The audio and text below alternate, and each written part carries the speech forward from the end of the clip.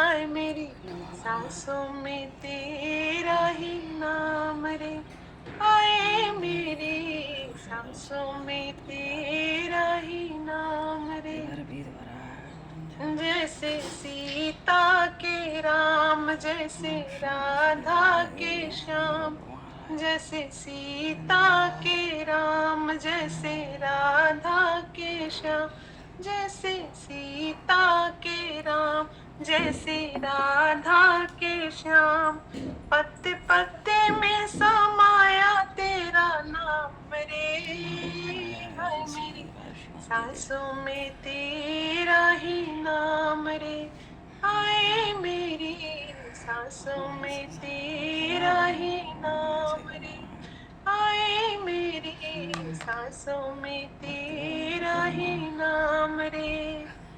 मेरे तन में भी राम, मेरे मन में भी राम। मेरे तन में भी राम, मेरे मन में भी राम। रोम रोम में समाया तेरा नाम रे।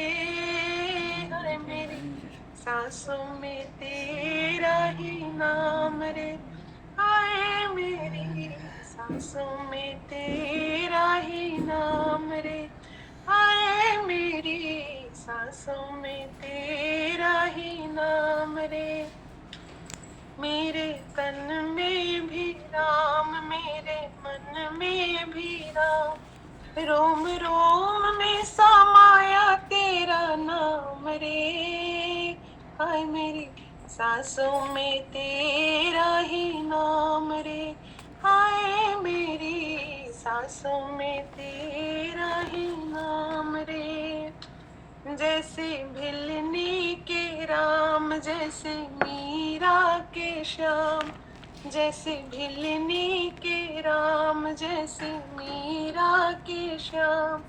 नर नारी में समाया तेरा नाम रे। हाय मेरी सांसों में तेरा ही नाम रे। हाय मेरी सांसों में तेरा ही नाम रे।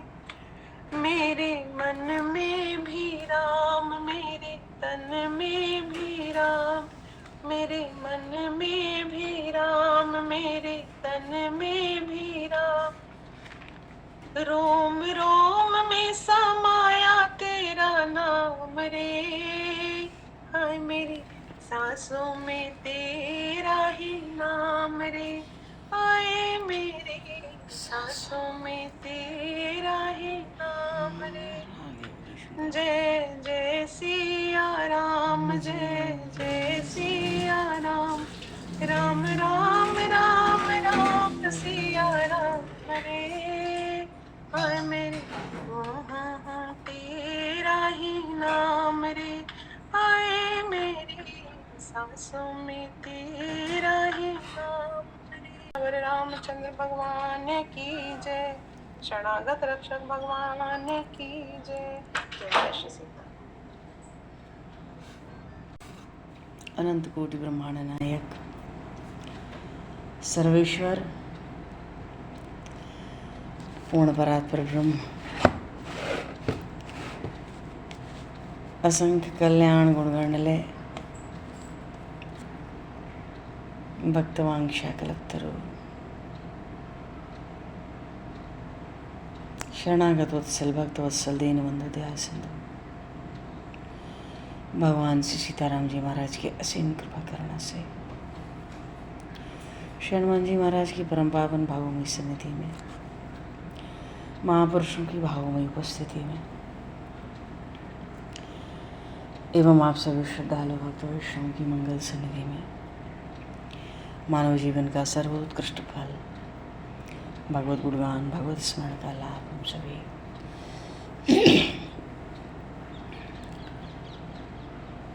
श्री पद्मिनी एकादशी के सत्संग के माध्यम से प्राप्त करने जा रहे हैं। सर्वप्रथम आप सभी भक्तजनों को श्री चरणों में भगवत भाव से सादर वंदन सादर नमन। आप सभी को यथायोग्य जय श्री राम जय जय श्री राधे हरि शरण ताय। वराह पीडम नटवर वपु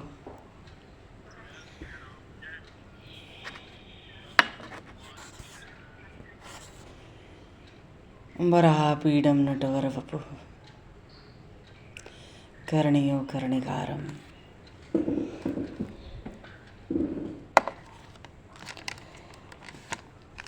बिभ्रद्भासः कनककपिशं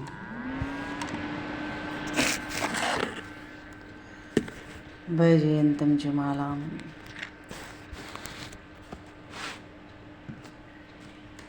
रन्ध्रान् वेणुर्दर्शुधिया पूरेण गोपवृन्दैः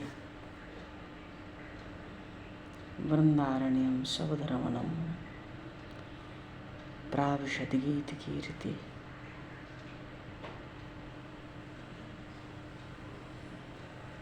बोली श्री नंदनंदन श्याम सुंदर भगवान की जय।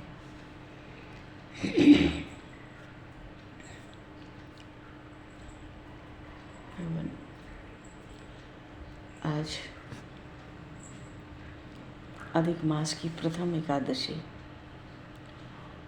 कमला एकादशी है, पद्मिनी एकादशी है। इस परम पावन पद्मिनी एकादशी की सभी श्रद्धालु भक्त वैष्णवों को खूब खूब बधाई है, शुभकामनाएं हैं।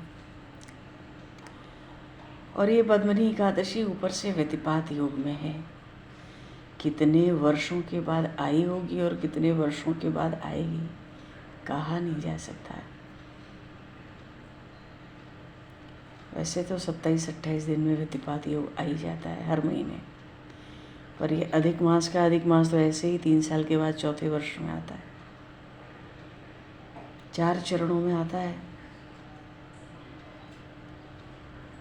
जो भी सत्कर्म होते हैं कहीं लाख गुना, तो दोपहर से करोड़ गुना, शाम के बाद फिर 100 करोड़ गुना, जागरण के काल में अक्षय पुण्य, ऐसा विलक्षण ये व्यतिपात योग आज पद्मिनी एकादशी में शुक्ल पक्ष है। शुक्ल पक्ष तो है ही, क्योंकि जेठ के महीने का 15 दिन तो बीत ही गया है। तो अधिक मास का शुक्ल पक्ष पहले और कृष्ण पक्ष पीछे, क्योंकि अब तो अमावस के बाद अब तो पूर्णिमा ही आएगी। तो पद्म पुराण में पुरुषोत्तम मास के शुक्ल पक्ष एकादशी पद्मिनी एकादशी भगवान नारायण को, श्री हरि को अतिशय प्रिय है, अत्यंत प्रिय। और अधिक मास की एकादशी है, वैसे भी इसका प्रभाव, इसका फल सब कुछ विलक्षण होता है। 3 वर्षों बाद आती है। तो एकादशी का व्रत अवश्य अवश्य करना चाहिए हम सबको।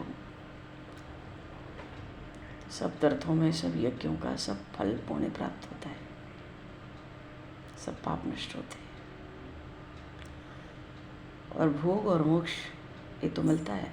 जीव अपने अभिष्ट को प्राप्त करता है। इतनी महिमा इस पद्मिनी एकादशी के महात्मों में कही गई है। अत्यंत पुण्यमयी और अत्यंत दुर्लभ। भगवान की कृपा जीव प्राप्त करता है। बोली श्री एकादशी महारानी की जय।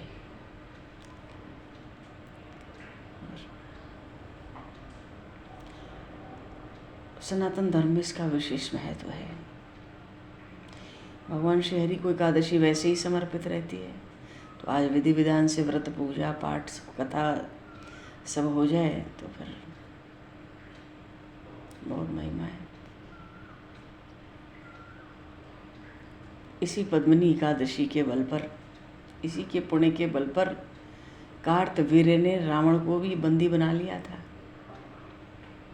क्योंकि ये कार्तवीर्य एक नारायण को छोड़कर सबके लिए अजेय था।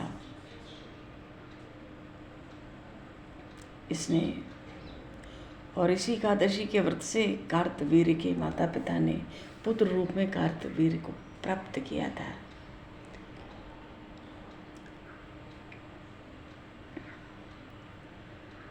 तो ऐसी परम पावन, परम दुर्लभ एकादशी। और वैसे भी एकादशी आती है प्रभु का चिंतन कराने, सन्निधि प्राप्त कराने, स्मरण कराने। भगवान श्री कृष्ण तो स्वयं कहते हैं अपने श्रीमुख से, एकादशी शुक्ल पक्ष हो या कृष्ण पक्ष की हो, जब भी हो उसका परित्याग नहीं करना चाहिए, क्योंकि मोक्ष के रूप का जो सुख है उसको बढ़ाने वाली है। और कलयुग में तो एकादशी ही भवबंधन से मुक्त कर देने वाली है, संपूर्ण मनोवांछित कामनाओं को दे देने वाली है, पापों का नाश करने वाली है। अब चाहे रविवार को हो या मंगलमय पर्व के साथ हो या संक्रांति पर हो, कभी भी हो, एकादशी का व्रत अवश्य करना चाहिए। और जो भगवान नारायण के, श्री हरि के, श्री रामकृष्ण के भक्त हैं, उनको तो एकादशी का त्याग कभी करना ही नहीं चाहिए, ऐसा भगवान श्री कृष्ण अपने श्रीमुख से कह रहे हैं। और जो शास्त्रोक्त विधि से करे तो जीवन मुक्त देखे जाते हैं। शास्त्रोक्त विधि यही है कि भाई निर्जल रहकर एकादशी का उत्तम व्रत करो, जीव विष्णु रूप जीवन मुक्त हो जाता है। और भगवान को याद रखने से ही जीव की बुद्धि, महापुरुषों ने कहा, शुद्ध हो जाती है, निर्मल हो जाती है। बोली एकादशी महारानी की जय। तो आज एकादशी है और रात्रि में जागरण भी है। 8:30 बजे के बाद तो बहुत ही विलक्षण काल आरंभ है व्यतिपात योग का। और रात्रि में 12:30 से फिर तो अक्षय पुण्य काल है। कहाँ पुरुषोत्तम मास में मिलता है, वो भी एकादशी के दिन, इसलिए बड़ी महिमा। बोली श्रीमद् भागवत महापुराण की जय। श्रीमद् भागवत में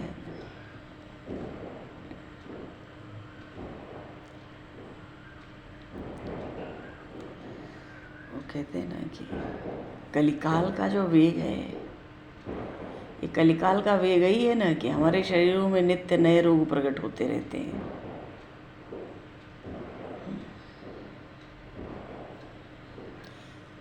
जैसे वृक्ष को कोई निर्दयी जड़ से काट डाले, ऐसे ही काल इस देह के पीछे पड़ा है, जब से हम जन्म लिए तब से। अब वृक्ष को कटता देखकर कोई पक्षी उस पर बैठा होता है तो उस वृक्ष का अभिमान त्याग देता है, आकाश में उड़ जाता है, क्योंकि उसको पता है ये वृक्ष तो कट रहा है, भले इसमें घोंसला बना रखा है तो क्या। तो वृक्ष को कटता हुआ देखकर पक्षी उससे उड़कर आकाश में उड़ जाता है। पर ये जो देह के रूप में वृक्ष कट रहा है, नित्य कट रहा है, क्षण क्षण।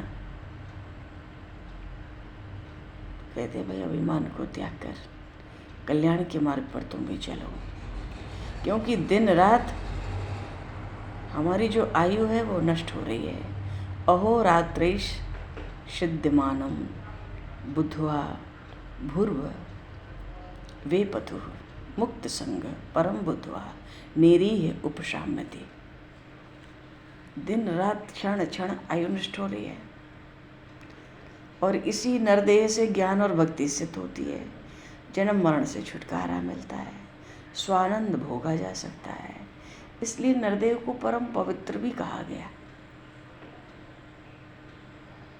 जितने प्रजापति हुए सृष्टि में नरदेह की इच्छा करते हैं तभी तो प्रजापति होते हैं। तो नरदेह की तो बहुत श्रेष्ठ महिमा गाई गई है। कहते हैं ना, हाथ में पैसा है तो सब वस्तुएं घर बैठे आ जाती हैं। भगवान कहते हैं जब मेरी भक्ति सिद्ध होती है तो मुक्तियां दासी होकर रहती हैं, और भक्ति करने में मेरे भक्त को विघ्न न पड़े, इसलिए मैं हाथ में सुदर्शन चक्र लेकर अपने भक्त की रक्षा करता हूँ। नेमम लोकम च कांक्षेत देहा विषात प्रमाद्यते। भगवान कह रहे हैं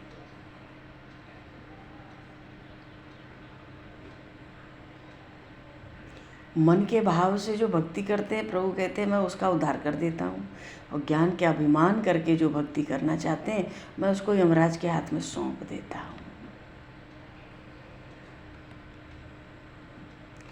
देह से मैं छूट जाए तो संसार का अभाव हो जाए, क्योंकि देह है तो मृत्यु अनिवार्य है, कब होगी कोई जानता नहीं। इसलिए भगवान कहते हैं क्षण क्षण आयु नष्ट हो रही है, मुक्त संग परम बुद्धिया निरीह उपशाम्यते। जो कलयुग है, ये कलयुग ही नित्य नया रूप लेकर आता है, तो नित्य नया नई नई आदि व्याधि। इसलिए आयु पर विश्वास न रखकर शरीर की आसक्ति को त्याग कर, देह छड़ भंगुर है ये जानकर इसका अभिमान छोड़कर भक्ति और ज्ञान सिद्ध करना चाहिए। इसीलिए कहा निर्देह माध्यम सुलभम सुदुर्लभम प्लवम सुकल्पम गुरुकर्णधारम मयानुकूलेन नभ स्वतेरितम पमान भवाब्धिम न तरेत स्व आत्मा। तो सब अनुकूलता निर्देह में प्राप्त करके भी जो भक्ति सिद्ध न करे, भगवान कहते हैं वो तो अपनी आत्मा का हत्या करने वाला है। आत्मा। और फिर जिन भगवान श्री कृष्ण के श्वास से वेद का निर्माण हुआ, निर्विद्य नष्ट द्रविणो गतक्लमः प्रव्रज्य गाम पर्यटमान युद्धम। जिन भगवान श्री कृष्ण की श्वास प्रश्वास से वेद प्रकट भये और जिन प्रभु के चरणों से पवित्र गंगा जी निकली, गंगा गंगा गंगा बोले श्री गंगा मैया की जय। जिन प्रभु के चरण कमलों से पड़ी पावन परम पावन गंगा जी प्रकट भई और जिन प्रभु के नाम स्मरण से संसार का बंधन छूटता है, ऐसे दयालु परम कृपालु भगवान श्री कृष्ण कहते हैं।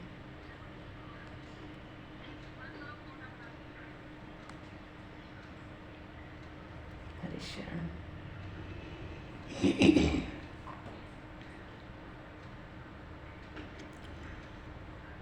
क्या कह रहे थे? हाँ, भगवान के श्वास से वेद प्रकट भये, भगवान के चरणों से गंगा जी प्रकट भई, भगवान के नाम स्मरण से ही संसार बंधन छूटेगा। तो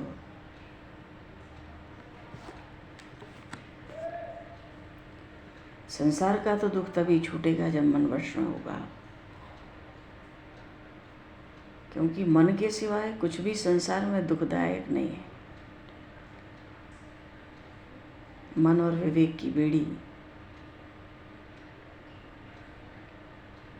मन अधर्म में जाए तो विवेक रोक दे, मन काम क्रोध के पास जाए तो विवेक उसको पकड़ ले, मन किसी की निंदा करे तो विवेक उसको एक घूंसा मारे, मन झगड़ा करे विषय की ओर दौड़े तो विवेक जो है वैराग्य की लकड़ी से मारे।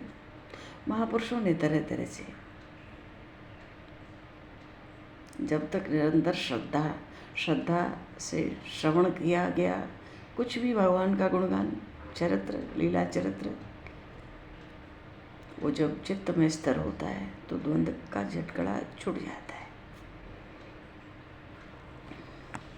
जगत का उद्धार करने के लिए भगवान श्री कृष्ण ने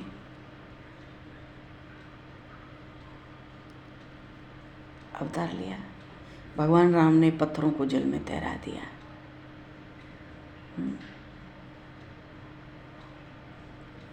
मानव जीव का जीवत्व, शिव का शिवत्व सब उड़ा दो और स्वानंद में बिठा दो।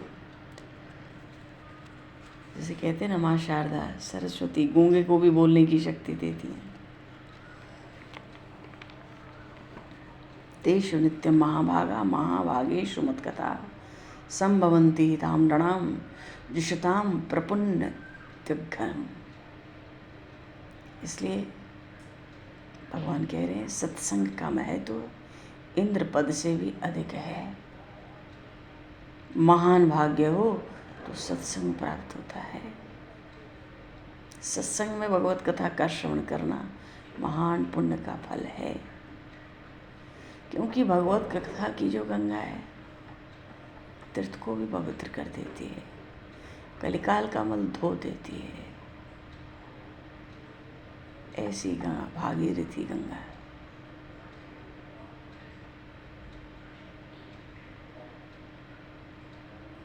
भगवान कहते हैं मेरी कथा को श्रद्धा से कोई सुनाए तो सब पाप भस्म हो जाते हैं, चित्त शुद्ध हो जाता है और भगवान हरि का नाम स्मरण अशुद्ध भी हो तो श्रोता परमार्थ में शुद्ध हो जाता है,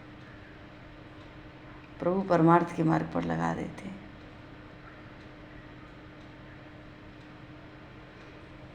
तेषु नित्य महाभागा महाभागेषु मत कथा, तो मेरा नाम स्मरण और उच्चारण और मेरा यश कीर्ति चरित्र का गान संसार को पवित्र करता है, क्योंकि जिनको कथा और कीर्तन में प्रेम होता है वही श्रेष्ठ भाग्यवान है।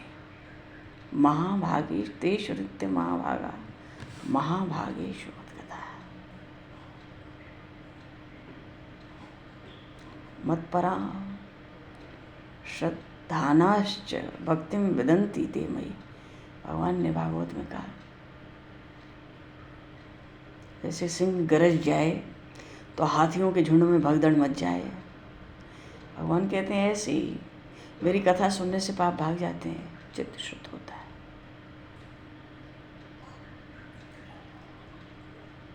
और कथा सुनते सुनते जैसे जैसे उसका रहस्य भीतर आता है तो कथा सुनने में भी प्रेम बढ़ता है। कथा सुनने में प्रेम बढ़ेगा तो मन में भय नहीं रहेगा। फिर प्रेम का प्रवाह स्वयं भगवान,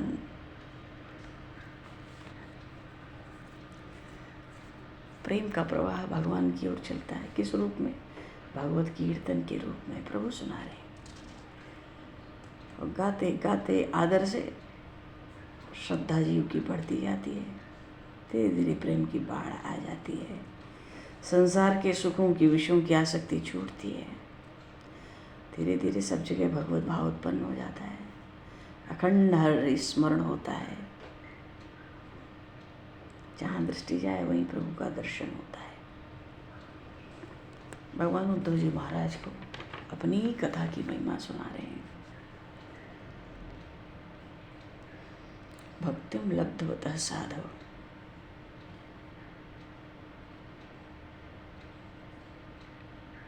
सर्वत्र भगवत दर्शन और निरपेक्षता। भगवान कहते चौथी भक्ति है और ये मुझे अत्यंत प्रिय है। इस पर तो चारों मुक्तियां पैर पड़ती हैं।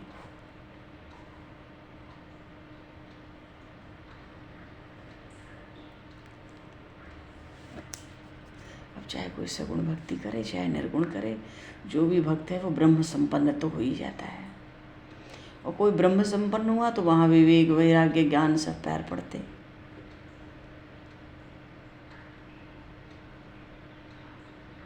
प्रभु तो कहते हैं मैं तो भक्तों के प्रेम से समस्त त्रिभुवन में मैं भक्त का होकर रहता हूँ।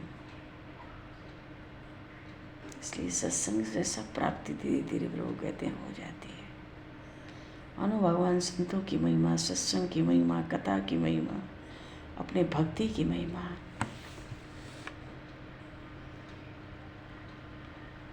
सब प्रकट करते।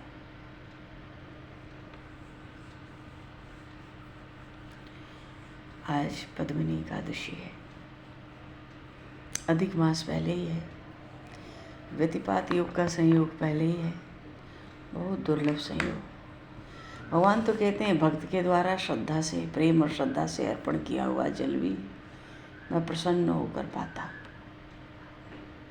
भाव से अर्पित जल की एक बूंद भी मुझे बड़ी प्रिय है। फिर गंध, पुष्प, धूप, दीप, बढ़िया बढ़िया भोग, उसका समर्पण हो तो क्या कहना है। भक्त बड़े प्रेम से जल की बूंद देता है तो फिर बैकुंठ भी अच्छा नहीं लगता।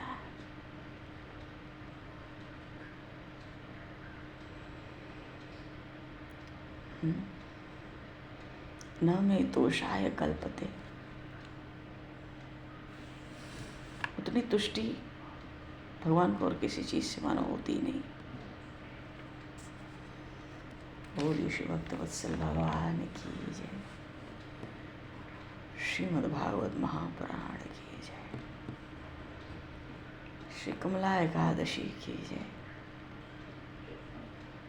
राम राजा सरकार की जय, बांके बिहारी लाल की जय, गौरी शंकर भगवान की जय, श्री हनुमान जी महाराज की जय, सब संतन की जय, सब भक्तन की जय, सतगुरुदेव भगवान की जय। जागरण भी है ना,